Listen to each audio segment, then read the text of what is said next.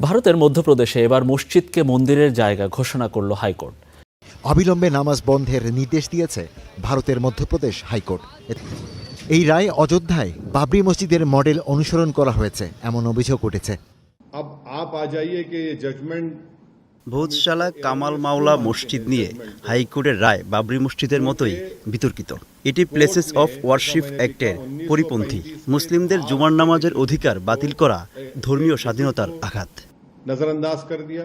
वहाँ पे सिर्फ पूजा होगी, उस पूरे परिसर का जो स्वरूप है वो एक हिंदू मंदिर का स्वरूप माना है कोर्ट ने, सरस्वती मंदिर का। 2003 সালে ভারতের প্রত্নতাত্ত্বিক জরিপ সংস্থার নির্দেশনা অনুযায়ী সেখানে নামাজ আদায় করতেন